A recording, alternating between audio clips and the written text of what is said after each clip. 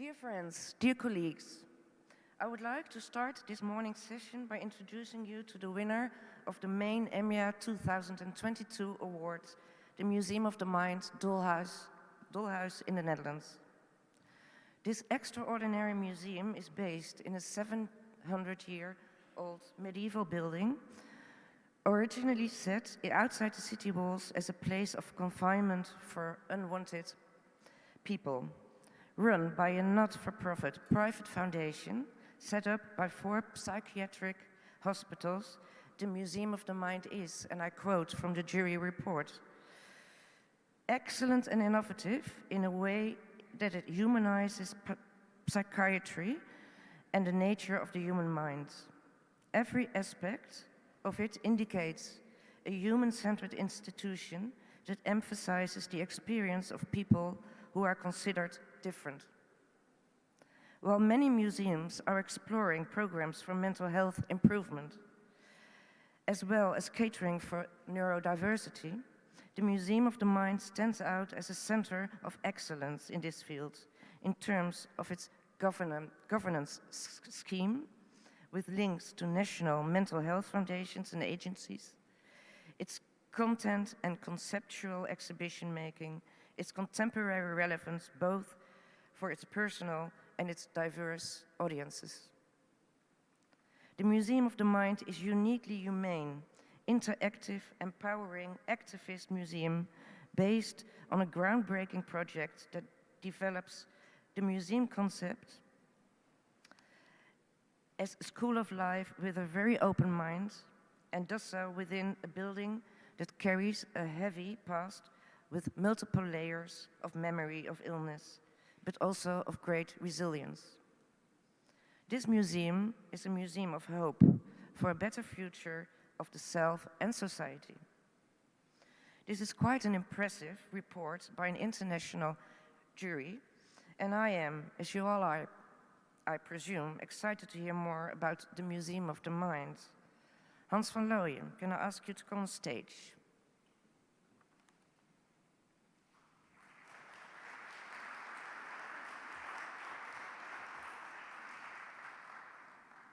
So here we are. We're the best museum of Europe. Till tomorrow. Yeah. Yes.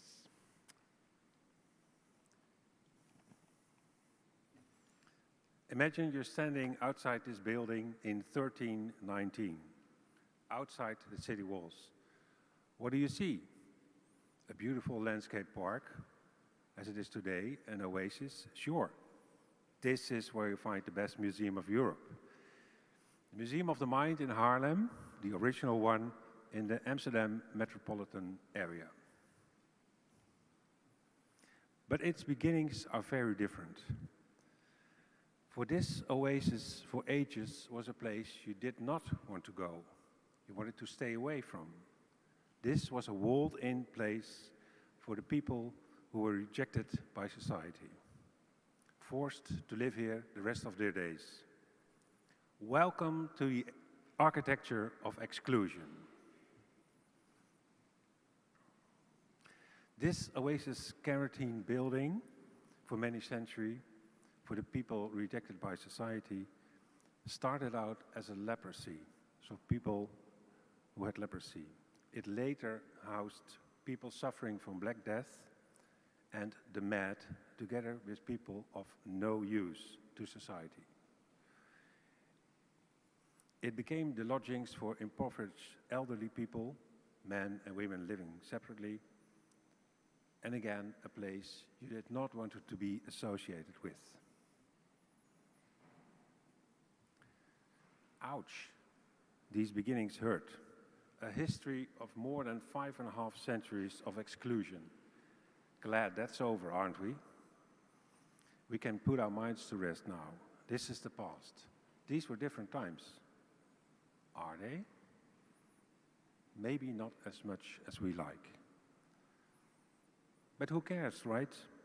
These are individual stories, by chance related to mine. So it's in the past.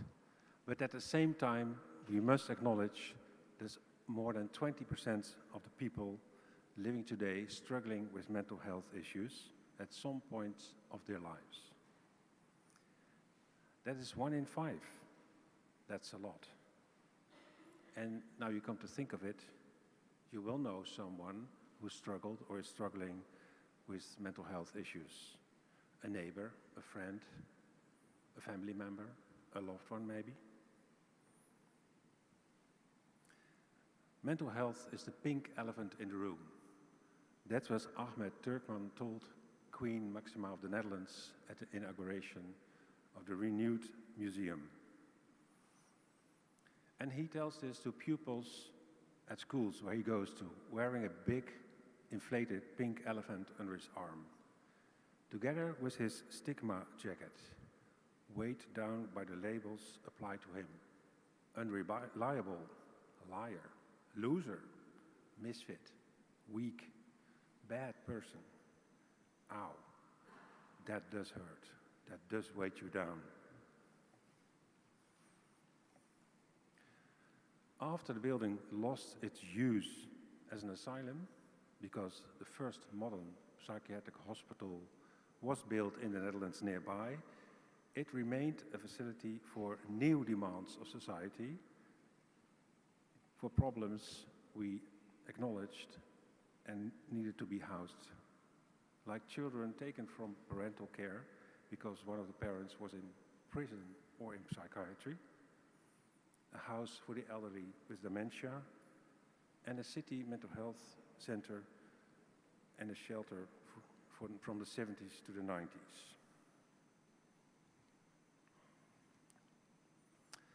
My history is this. I'm from the part of the Netherlands where act normal. Do not get worked over things you can't change, and you're tougher than that part. I'm also the third child in a family of 6, including my parents. My parents stayed away from too much upheaval and change. The 60s came and went without too much change. Yes, my mother wanted to work in the 70s all of a sudden, to the big surprise of my father. Mayhem at first, but with our help she prevailed and got the working life she so much craved. Nothing to be alarmed about, right? All is well was the line most heard in our family. But was it? The reason I'm telling you this is because I hope you agree with me that we went through a lot of social changes in our societies these last decades. Except for one thing. That's what I want to share with you this morning. And that something got bigger and bigger and bigger in our family. More and more balls were missed, slipped through the hand, fell to the floor. The aim was to keep as much balls in the air as possible, but success was shrinking. It was decided that my mother had to be observed in a psychiatric hospital for a while. Not that we were told as kids, not the hows and the whats. No. We were introduced to Ada, a quite robust nurse in uniform, who would help to overcome all the small problems at home, such as who would cook, who would clean, who would do the laundry, while my father had to go to work uninterrupted, as ever. And so we tried to settle in with Ada. She would take her shopping, one of us at a time, to see what we liked. Leeks? No leeks, we don't want leeks. A rice platter maybe? No, we don't want rice platters. We didn't eat anything. So it was very hard on Ada. She tried her best to make it work. And my father carried on working, and the work seemed to consume his every attention as ever. Nothing out of the ordinary. The strategy my mother had chosen was, I'm just away. I have arranged for everything to go on as usual. We do not have to elaborate on this episode as adults with the children. And apparently my father was well aware of this well laid out plot. The strategy to me more looks like today to ignore, to deny, to keep silent, to carry on as much as possible, keep the balls in the air. Well, I can tell you that did not work then, and it will not work now, never. This is our problem, still with us today, after all these ages. Exclusion, shame, stigma, silence, self-stigma. More and more cracks appeared in the household of my youth. We got Ada in such a state that she wanted to sit us down for a serious conversation. The only point, she chose a low bamboo and glass side table as a stool. It could not support her weight and gave in. Ada fled, crying. I do feel sorry for her now. But hey, victory to us! Yes! Although it was never a plan, Ada was out of the way. All we had to do was get our mother back. And after long, long weeks, yes, she did come back. And so everything was in place. We can now see the curtain rise for this grand peace, my mother's mental health and us, the family. The thing our family now revolved around. The only point, it was a completely silent peace.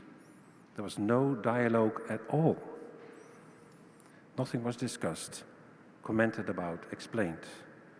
No shelter during the storms or the icy glacial periods. Just keep on moving. Although the air was thick with it, never the subject of one of more of the struggles of my mother, which were immense, was uttered to us. Come rain, come shine, come Christmas or New Year's Eve, the worth. The deteriorating mental health manifested itself in the heart of our family, and we did not know what to do or how to discuss it.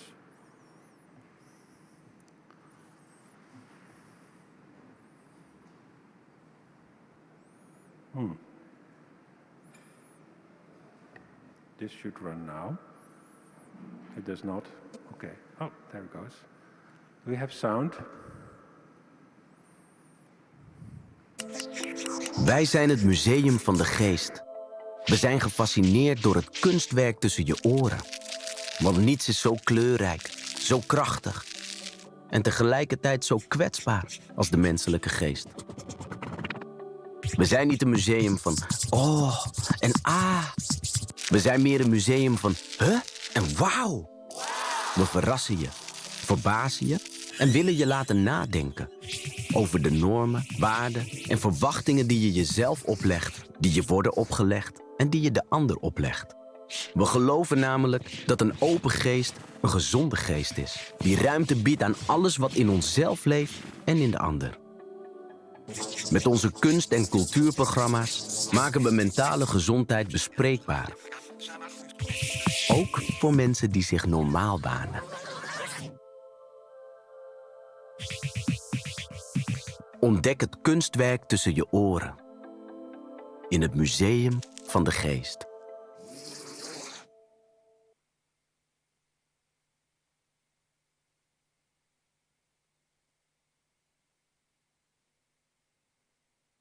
Please. Yes. So let's go back to the beginning. Let's step away from this oasis in the landscape park and go into the building with its layered history. A history of illness, but also of strength and resilience. What can we expect? You know that museums can contribute to help increase well-being and thus improve our mental and physical health. They can inspire, challenge, provide new points of view, stimulate debate, help you feel proud of where you come from. You feel healthier. Where society struggles with inequality, intolerance and discrimination, museums can help to foster understanding, shape agendas and stimulate debate, and publicly challenge concerns. Museums can remove obstacles and stimulate inclusion through active participation. In general, cultural programs encourages reflections and have the power to emancipate. Also on the theme of today, democracy and democratization. The ongoing Museum Change Life campaign in the UK gives us many great examples and data. And that's what we want. That is our vision. That is what drives the Museum of the Mind. We want to change society, no less. We want the way mental health is perceived to change. As we all know, mental health is a critical issue and affects millions around the globe, often revealing itself at the start of adulthood, and mental health issues therefore affect many people for life. Broken careers in schooling, training and education, less or no income, less social networks remain, poverty lures, health deterioration is a great danger and a fact. A topic shrouded in stigma, shame and silence, the elephant in the room, more often than healthy for us. We want to change that narrative, one person at a time. And yes, eventually I became that person too. After many ups and downs, I can tell you there were many downs, my mother also came around and no longer avoided the matter altogether. Although her illness, because that is what it was, remained an emotional minefield for far too long. As a museum, we are interested in the artwork between your ears, as we just seen. That is our departure point for social change.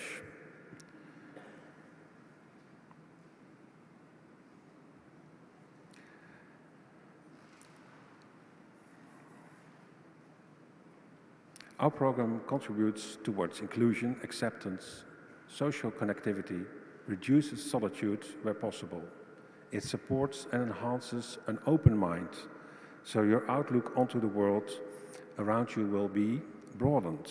For people with lived experience in psychiatry and their closed ones, we offer a perspective towards recovery. We will never speak for someone, pull someone out of the closet, so to say. That is not up to us. We give the floor to unheard voices, unrepresented and overlooked for far too long, also in the museum and cultural field.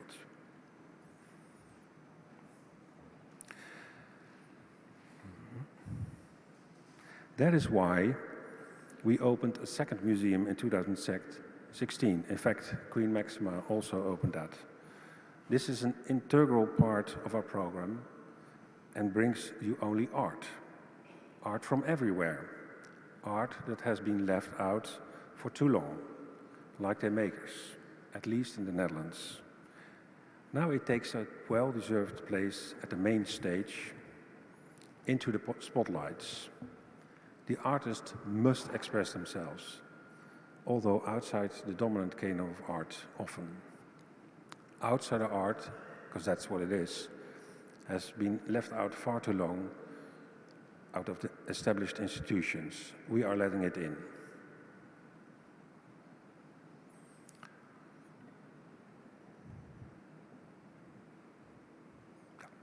The museum promotes acceptance by highlighting all creativity and artistic achievements, also to makers with lived experiences.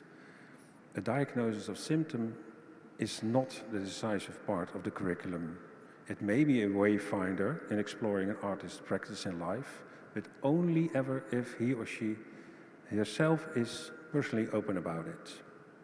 Biography is important if it concerns approaches, choice of material, etc. All artists create, contribute, construct art in meaningful ways, although the result might not be accessible or legible to us. Meanwhile, at the Mothership in Haarlem, at the building we just entered, Objects in Art encourages visitors to consider the importance of mental health and mental well-being, as well as social inclusion. Of course, we take on an interactive approach to opening up the discussion of mental health, leaving visitors with an open mind and genuine curiosity, in real time, online, in a classroom, at work. Education is at the core of the bedrock of the museum. You know the drill. Children, adolescents, and adults use their personal stories and life questions to strike up conversations on mental well-being.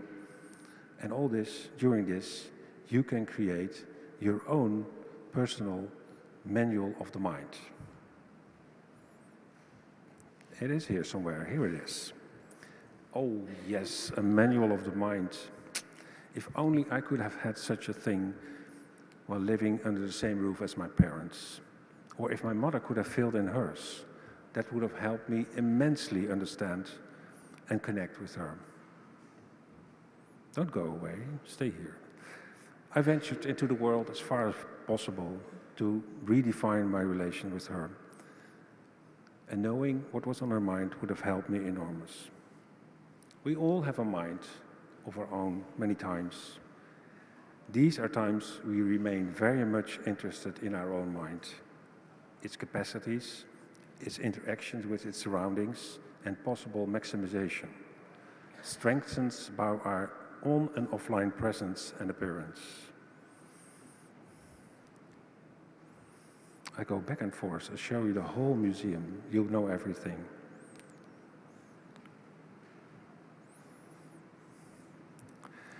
We do want to find out more. We do want to improve, to look better. We never cease to be tired, apparently, of the artwork between our ears. The museum, in its new form, has therefore chosen to be a museum about you, not about the other. No exhibition where you conclude, ooh, glad that's not me leaving back then having a mental health issue, but the opposite, a museum which makes you think, ah, that's me. So we're not a museum about oh and ah, but we're a museum about huh and wow. Care for the mind, thinking about the mind in science and popular thoughts, and imagination of the arts, yes, art, is our departure point for a presentation through culture and time. The building, with its 700 years history, includes the views of all cultures you find in the Netherlands today. Furthermore, we structured the museum in the same manner people receive care. So it goes from me to you, to him, her, she, they, them, and comes back full circle to all of us. Because this is how people perceive and receive care. First, they experience a problem and talk about it with the direct environment. And it takes a while before you get in touch with a professional or experienced caretaker. Each room is centered about a question, starting with what is my mind, through am I my mind, who do you hold dear, who do you see? Have you missed the first part? Should I do it again? So each room starts with a question. What is my mind? Am I my mind? Who do you hold dear? Who do you see? Who cares for your mind? Into can you be yourself? And finally pops the question, will you join in? That all-important last question is an installation around the Universal Declaration of the Open Mind. Created by the museum, experienced persons, experts from the field, and activists. Yes, we ourselves are activists in a way as well, because we want to change society. We talked about that earlier. And there's a lot to do in that respect, for we are not inclusive societies at all, in which each and everyone can participate according to individual needs and capacities. We as museums all have a responsibility to contribute to the agenda of society to help solve issues at hand. If we add up all our museum visitors and visits throughout the year, we will find out that we represent an enormous part of society for which we must contribute to create better lives. That is my conviction. And thus, all museums can be powerful platforms for social change by providing programs on education and opportunities, promoting diversity and inclusion, advocating for social justice, and fostering dialogue and debate around social issues which are important. This is also how we can contribute to the process of democracy. By leveraging our unique position in society, we as museums can help to inspire and mobilize individuals and communities to work towards a more just, equitable, and compassionate world. We have taken the architecture of exclusion and made it into the supporting walls of our strong case towards a society in which each and everyone counts. Therefore, we bring you art and culture programs to put mental well-being on the map. Also for those who think and are under the illusion that they are normal. For approaching our fellow humans with an open mind is the first step, not always an easy one. And yes, I can tell from experience, there were many times I had to force myself in comforting my mother, try to bring some light in her darkened world, support her and be silent when she jumped into the other end of the spectrum, exalted and unstoppable happy all of a sudden. At some point, she gave up all hope, and she lived for six years in a care facility, shunning contact, even with us. She altogether refused to speak during those years. What power lies in art was proven by the fact that the booklet we published at the occasion of our exhibition with the Van Gogh Museum on his mental health kick-started her into action. After all these years, the phone rang. It was my mother.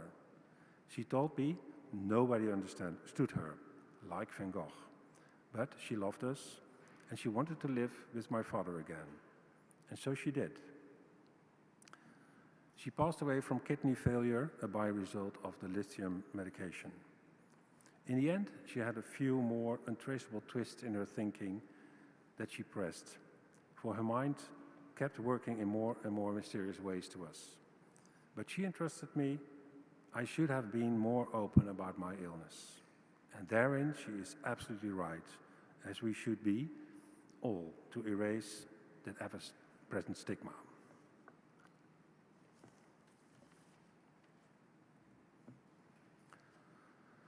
Our museum journey has not always been an easy one, and certainly not a smooth one. We can tell you all about it tomorrow at the workshop. To take on both the renewal of the museum and the renovation was sometimes too much, I do admit. We changed the Museum of Psychiatry and made it into the Museum of the Mind. We took the walls of exclusion and made it a supporter of our strong case for inclusion. But I do not regret any of our choices. Maybe here and there the outcome would have been different, but then again, I'm here at the stage, right? When I first heard the words from the jury of the EMYA 2022, it felt like a shock, a positive one, very one, because this is the museum we envisioned. And therefore, I'm deeply proud to be among the best museums of Europe. This recognition is firing up the incredible work that we try to do, despite our limited resources. Our staff and volunteers, over 60 of them, got new wind under their wings and are taking our partners, public and program, to the next level. We know we are on the right course with our job experience and training for paid jobs programs for the many experienced persons among us. Diversity is and always be at the center and our greatest assets. Your honors are wonderful. It is an important recognition and gave us an enormous boost to keep working day by day to change the way we think and approach that artwork that's so fitting has the museum medium as its stage. The award is the crown of all our efforts, and I thank you from the bottom of my heart.